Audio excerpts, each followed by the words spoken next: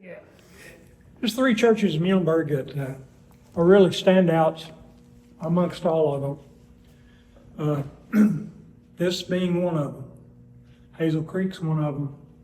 And the other one is Old Liberty. All three of those have created multitudes of work and created other churches and so forth. They're really special.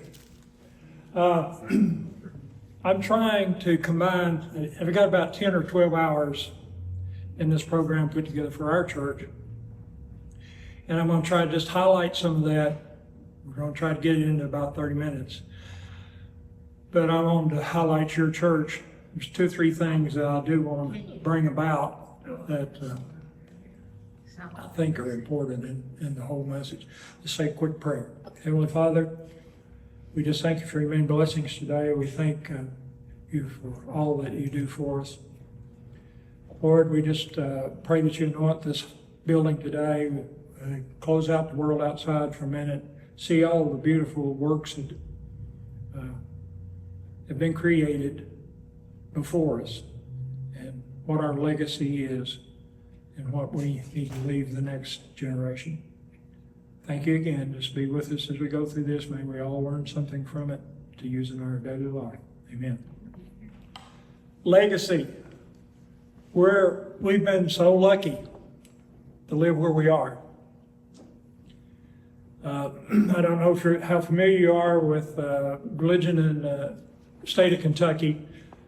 When we first started our country, we had the first and second awakenings. First Great Awakening, we were getting away from all the English version of religion. England was a state-owned religion. The king and queen, we don't see this taught in our schools and so forth. The reason I'm bringing this up, you may know it, but your kids don't. The king and queen were devout individuals, much as the Pope is to the Catholic Church. So what the preachers in England had to do, they had to appease what the king and queen said. This caused created a lot of havoc, a lot of persecution because of it. The standard Bible that was used was about 1 foot thick, 3 feet long, chained to the podium in the church. The people in the congregation never got to view that. The king and queen and the pastor and hierarchy of the church interpreted all the Bible, and believe me, they twisted it a lot of different ways. The Geneva Bible, which mostly been reprinted in Switzerland.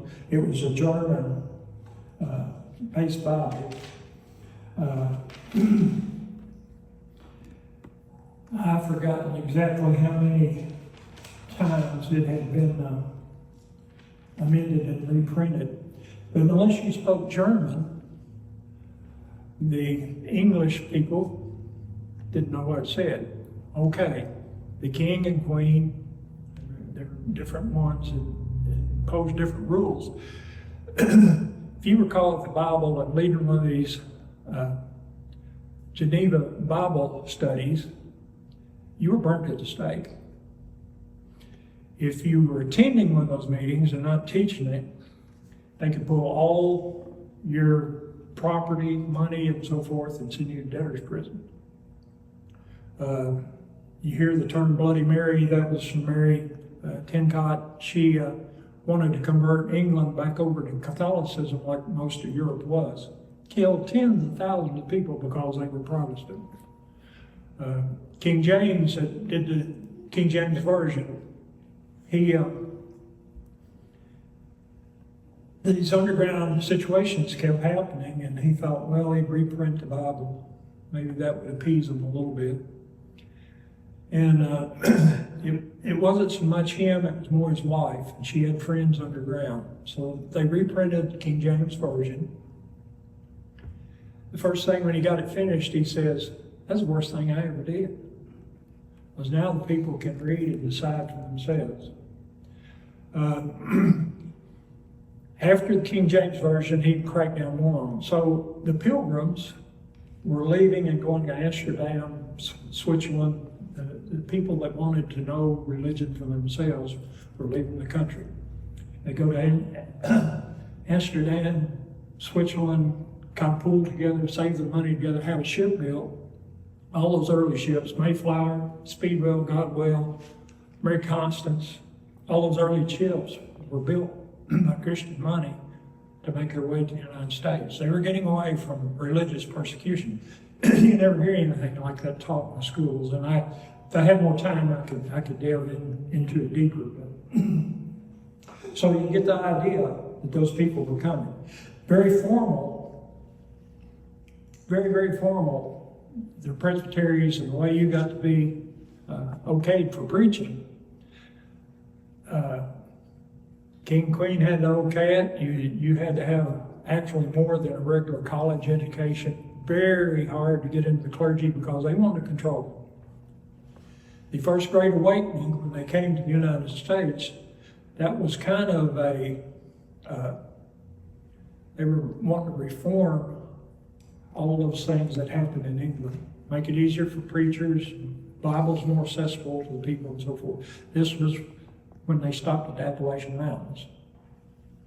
When they came from that area, years later, and came on into Kentucky, we were responsible for the Second Great Awakening. And I don't know how much you know about the First and Second Great Awakenings. The Second Great Awakening started right here in Kentucky. They said it is if you threw a match out on the prairie grounds where the grass was high, the amber started burning here and it spread. Three main places that all are still in existence today, and you can go see, and there are books written on them, that talk about this great happening that took place. This fellow right here, James McGreedy, born in Pennsylvania, educated in North Carolina and so forth. After he got out of the Presbytery, his very first church that he took, the community was well off. He started in the church, preached against slavery, and a lot of things they were using their money for. They burnt him out, tried to burn him up in his house, threatened to burn the church. He escaped from there and went with some of the people that were in his church to Rogue Harbor. Rogue Harbor is between Russellville and Adair. That church is still in existence. They have recreated it because of the wrought out and so forth. It's about 8 acres tended there. Cemetery is dedicated to the Soldiers' War of 1812. A lot of Irish immigrants there. Most of the tombstones are Gaelic on one side, American on the other. Tells what they died of and all that. Sometime if you're in that area, they go by Roy's Barbecue, get you a sack, go 431 straight out south of Russellville. You'll come to a little stoplight in the road. It's got a historic sign on the left, about 5 miles out of it before you get to Adairville. Turn and go back there. They manicure that yard. They have a little place, picnic tables, and roof. They have a historic board with leaflets. All the churches go down there and do their business meetings and so forth. Great place to go, great atmosphere. Walnut trees this big that were there when that occasion first happened. No glass in the windows before glass came into our area, just shutters. Got those split benches in it, big fireplace. Neat place, you still see it. This fella that started that revival, started circuit riding. He came from there to Rogue Harbor. Rogue Harbor was a rough place, a lot of thieves and so forth. Into the Natchez Trace, a lot of robbers.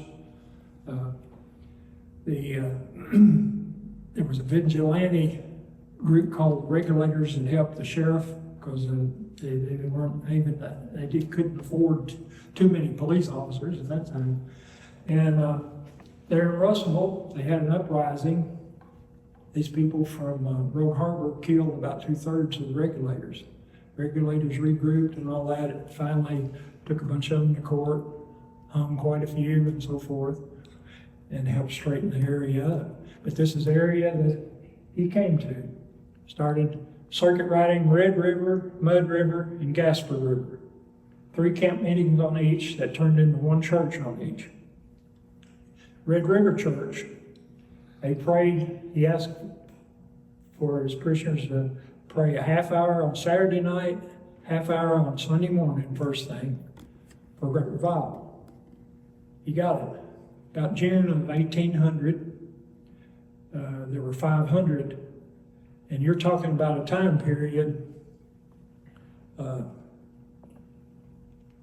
think there were 1,300 people in all of Muhlenberg at that time, 1800. The population at Lexington was 1,500. 500 at the first one. The second one, a few months later, 10,000 people at Red River Church.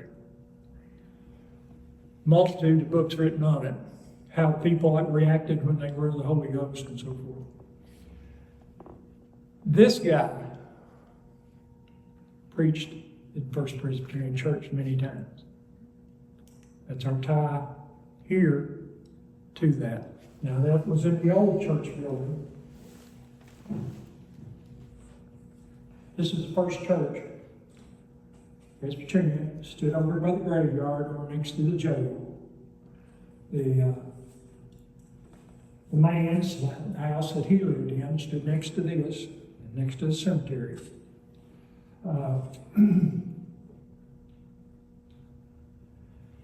That's the building that McGreedy came and preached in.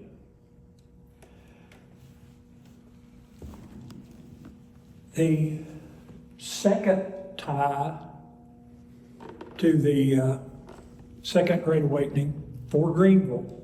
And I don't know that very many people know about these. And they're saying published, and this is what I worry about. I don't care if you tie my name to this at all. I want the information to go on and be continuous, that people in our vicinity know what a rich background we come in, how blessed we are that we live in such a good place because of these guys. It ought to be a statue on every corner with one of these guys on it.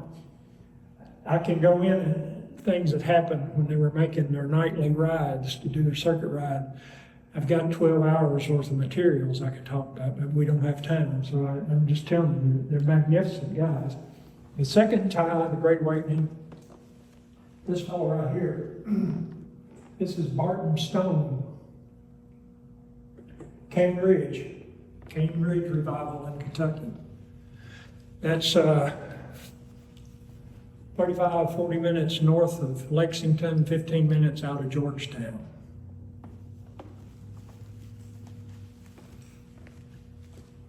Sorry, Red River, the first, this is it, Todd County, the place I was telling you about that you can still visit, can still see.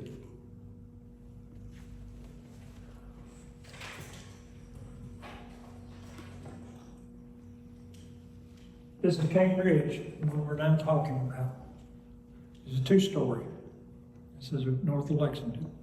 A few years after the Great Cane Ridge Revival, they built a building over this. It's like a gymnasium. It's church built, stone church built over it. You can go still see this church. It's like it is in the picture. It's inside the other one. This man, Barton Stone, came to Pennsylvania also. His mom died. His dad died. His mom was going to Virginia, very wealthy family. His uncle was the governor of Virginia. His cousin signed the Declaration of Independence.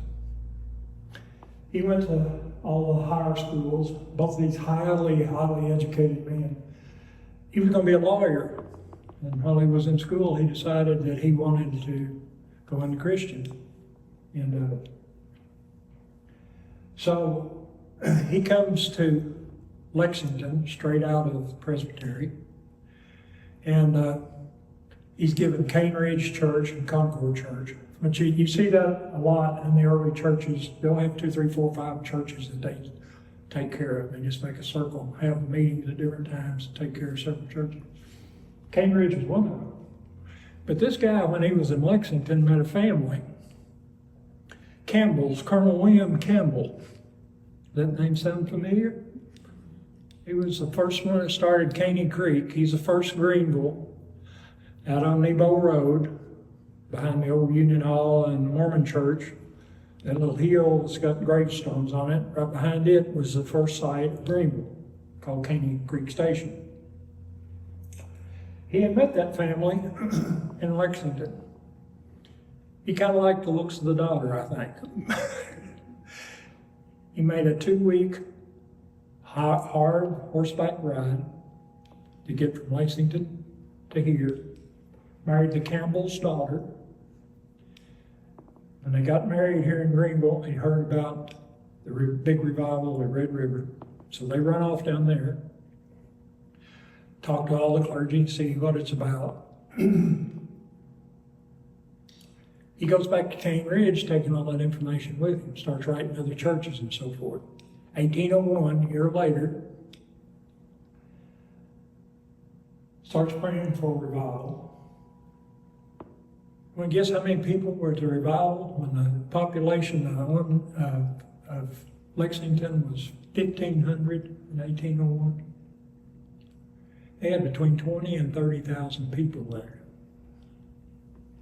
Unheard of. 3-mile circumference of the church, and one campground after another. They more or less put themselves out because they consumed all the water, all the food, all the trees, firewood, and whole 9 yards within a week's time. Both of these places have at least a dozen preachers spread out over an area on stumps, wagons, and so forth, just out of hearing from each other, that went for a week or 2 weeks, 24 hours a day. When one deliver a sermon, they would step right up his place and run. 12 or 14 of those going all the time. Amazing. Just tremendous, amazing work. Barton gets, because the notoriety of where he was and so forth, he's really, he's honored by the Second Great Awakening. This man really started the Second Great Awakening, and as it carried on down. This fellow here, John Mulkey, in this place, the old Mulkey Meeting House, occurred same time this did. John Mulkey came down through the Appalachian Mountains, came into Kentucky, went south down the Appalachian mountains all the way to Tennessee, stayed in Tennessee a little while, then came back to Tompkinsville, Kentucky, and built this house, this church. This is still maintained. This is a recent picture. So you can go see this. You can see all 3 of these buildings just like they were in their starting system. John Mulkey kept records. He was responsible for 10,000 baptizings, over 10,000 by himself. One of the fellows, that was a circuit rider that came out of this revival and ended up in Illinois. But he was all our area around here, and then he went further down to the Kentucky Lake area for a while, and then they revamped and came back. Our earliest circuit rider he had, 17 years old, Presbyterian. He's responsible for over 12,000 baptisms in his time. Both of those guys have ties to Greenville. How special. How special. Greenville was an early place to get started with too. I'll give you just a little bit of a historical setting. I haven't got time to do very much. 1792, more Indians than whites in Kentucky. 1800, Europe sent a group over here to study the buffalo. No buffalo over there, so they came right here in Kentucky, right around our area. 1815, 1820. We were still using pounds, shillings, pence, and so forth.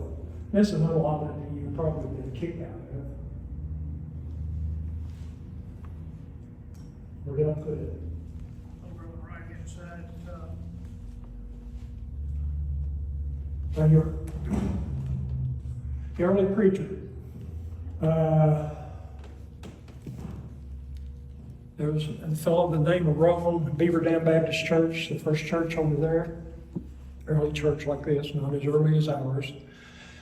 But he did a lot of historical writing. This is one of the things he put in. It's kind of a standard contract to these early churches, like we had here in Muhlenberg County, on their salaries. We were still on pence and so forth.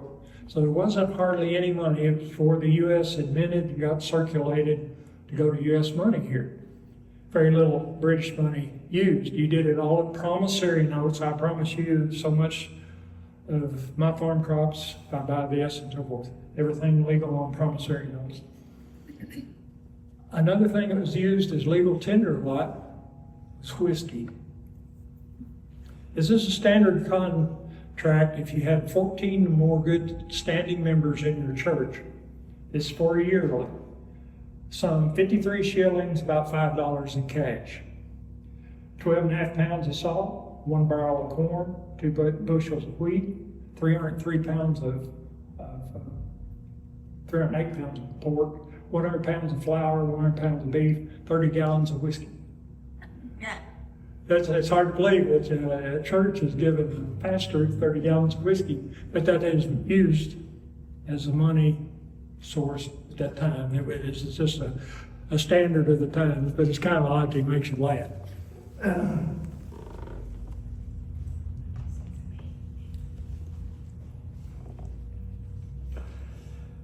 1792, Daniel Boone was just born. 1798, Muhlenberg County became a county. Not a few years before that, Kentucky became a state. I thought I had it here. Yeah. 1792, Kentucky was a state. 1798, Muhlenberg County was formed. 1795, Greenville was started. And there were a few settlers here before we even started Muhlenberg County and Greenville. And before it became Muhlenberg County, we were still part of 2 or 3 county expansions. We were in Logan County at one time, and they kept whittling it down to make smaller counties and so forth. So it's a little confusing in your early churches if you ever study all that. 1783, North Carolina organized a Nashville establishment.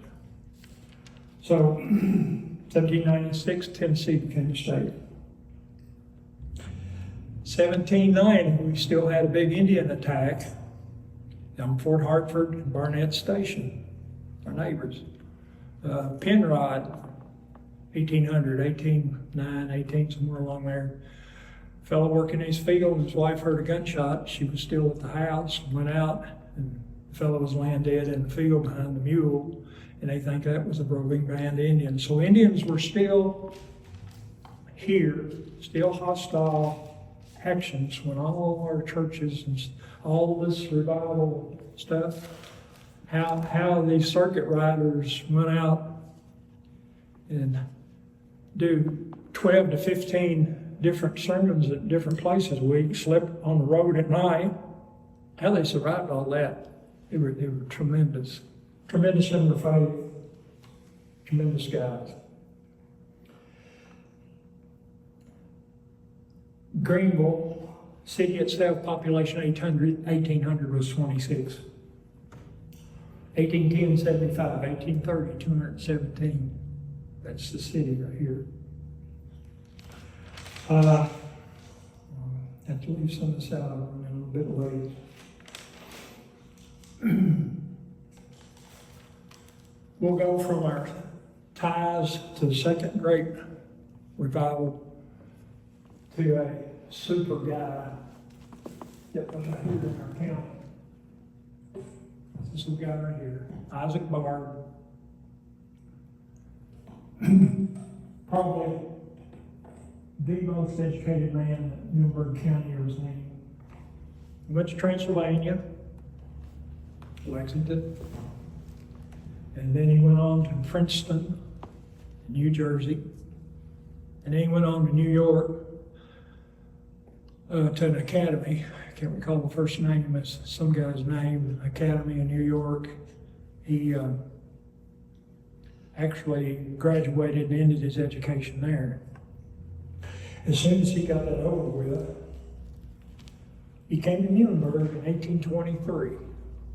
He was 26 years old. His mom and dad, or his dad and his uncle, I should say, they were given a great grant of all the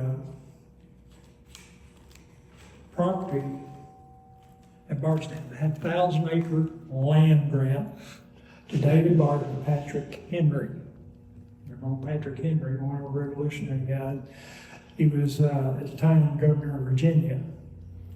In 1780, lots were so being looked for in that area, they had to get a lottery, lay it off in lots.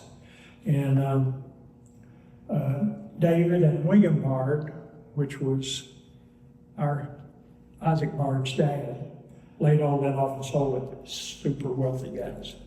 Super wealthy. He came down here with big intentions, big ideas. He not only from these education places, Transylvania First Medical School and so forth, he was educated in medicine, he was educated in farm ground, how to take care of animals, animal husbandry, fruit trees, whole 9 yards. Old timers used to talk about his 4 fences in Muhlenberg. Some of the old timers said you could see him, big broad brimmed hat with a big foxhorn. He would take a wagon load of corn out, there weren't any fences, blow that horn, and all his hogs and cattle and so forth come to, in the woods. This is down by Cottonmouth Lodge. He had that whole territory between there and DuPois. He was going to clean up those swamps down through there. He was the largest slave owner of anybody in Muhlenberg County, I think 86 at the time. He was going to change the whole drainage, build a whole new pond river, got number 1, number 2 ditches done there, and then he started increasing in the religious end, his church work and so forth, and decided that slavery wasn't right, got rid of his slaves and so forth, started doing circuit riding, which unbelievable the amount of time took for circuit riding. This guy over here, that was in part of our area, he had a wife and 9 kids, and he would be gone sometimes 6, 8, 9 months a year and not return home.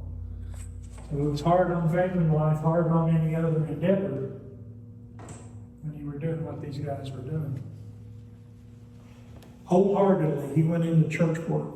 As soon as he got here, he was actually ordained by the Muhlenberg County Presbytery. And he wasn't ordained before he got here. He was in charge of this Presbyterian church in Greenville, the first one over here, and Mount Zion near Green River over by Center City. And 2 churches when he started. Same year, 1823, he organized Mount Pleasant Church near Pond River. The 3 congregations remained in his charge all the way to 1833.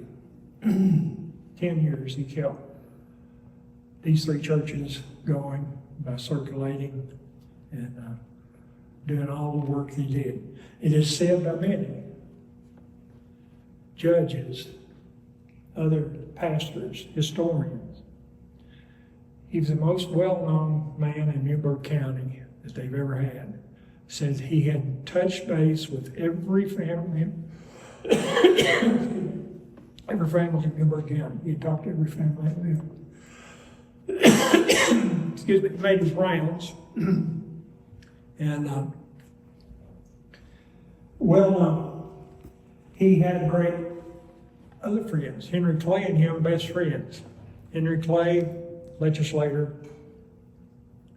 They wrote 2 and 3 times a week. Bard even named one of his children after him. Constantly discussing politics and all that. He was a great political figure here. Got into a lot of the works. He was a great supporter of the tax to get the first railroads in here. He said this place will not develop unless we have a way to transfer all our products and so forth back and forth out of here. Super, super bright fellow. Can't say nothing about it. He tried to maintain half his time on the farm and half in his later years in religious work. But I think the religious work won out. Thank you, sir.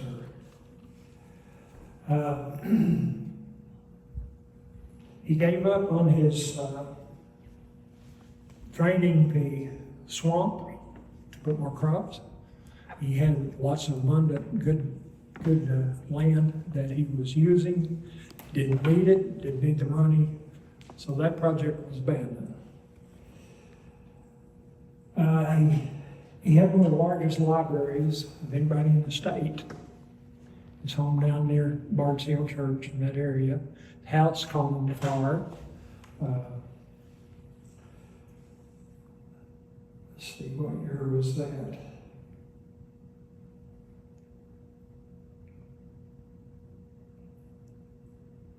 (1876). So he was here from 1820s to 1876, about 53 years. His house burned, all his library books gone. Huge, huge collection. One of the biggest in the state. He wrote a diary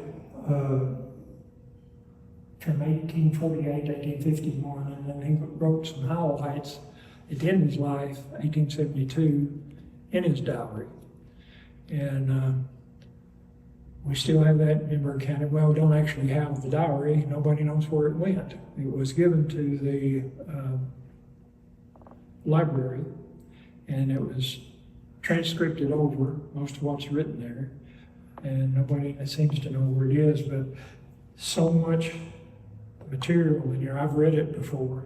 If you ever get a chance, interested in history, read his diary and what he went through. Example, Thursday 13th, 1848, rode to South Carrollton and thence to John Borders, stayed all night, thence to John Baxter, stayed all night, then to McCrearyville, which was mouth of Muddy River, preached at the Eli Hamilton's to a attentive audience. Then rode to Caney Fork Church in Butler County, preached Saturday, Sunday, Monday, 3 days, 4 Sundays, large tenderloin. Visited 7 families, rode and preached Salem Thursday, Friday, Saturday, Sabbath, large. Preached 6 sermons, visited 7 families, came home. Gone 12 days, rode 126 miles. And that's camping out on the ground a whole lot of times.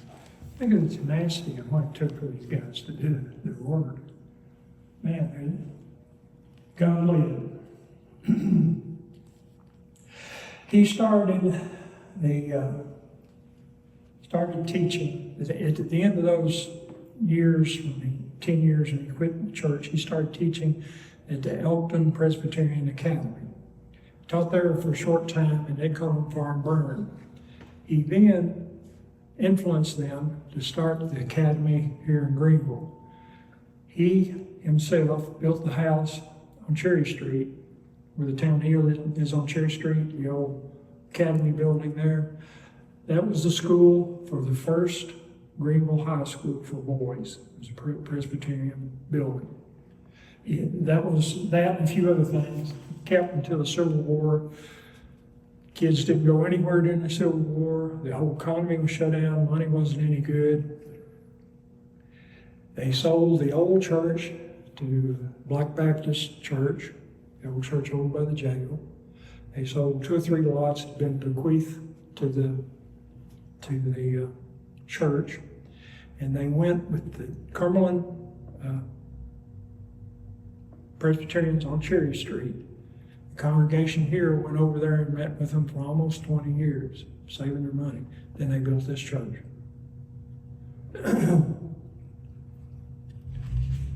Foundation was laid this church in 1883. 1885, the building was finished.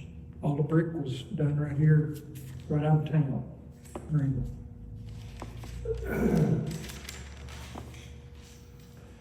1900, W.G. Duncan and his family came back from Louisville. All his families that he had come to the United States with from McHenry, funding the church to make it self-sufficient all these other years. They've done different editions. 1914 Sunday School edition, 1915 pipe organ, first one around the whole part of the country. 1948 second edition Sunday School. 1954 new parsonage. Tremendous work.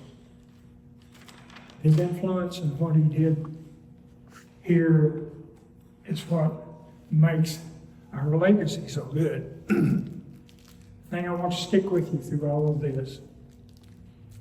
Look at the legacy we've been left.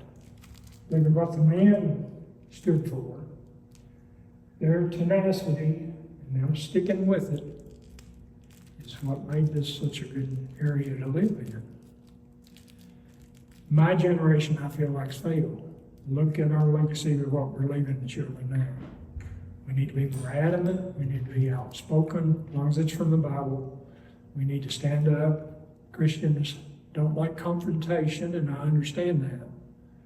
But to keep the laws of the government straight and to stand for our values, speak up when things come in your area that are Bible related. Speak up, speak aloud, and hold your ground. In that, I'll close. A lot of these have that self-explanatory. What am I written on the back? What information I know? I've just barely highlighted. There's a lot of good personal stories through all this. The people that came, the experiences they had, the Indian fights and all that down the Wilderness Road and so forth. A lot of good stuff. I hope you enjoyed it. And it's been an enlightening thing for me. I discovered this years and years ago. I've always been a history buff.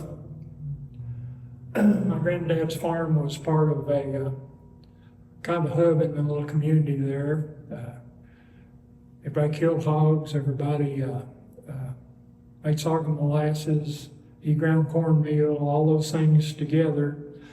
And the older men helped each other get their tobacco, their hay, and all that. When I was a kid, I was thrown in with that. So I loved hearing those stories. I started collecting them, writing them. Got 5 totes full of this kind of stuff.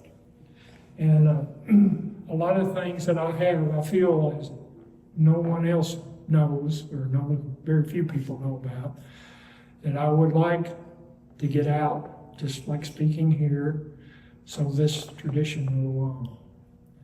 People be knowledgeable of what we had. There's not been taught.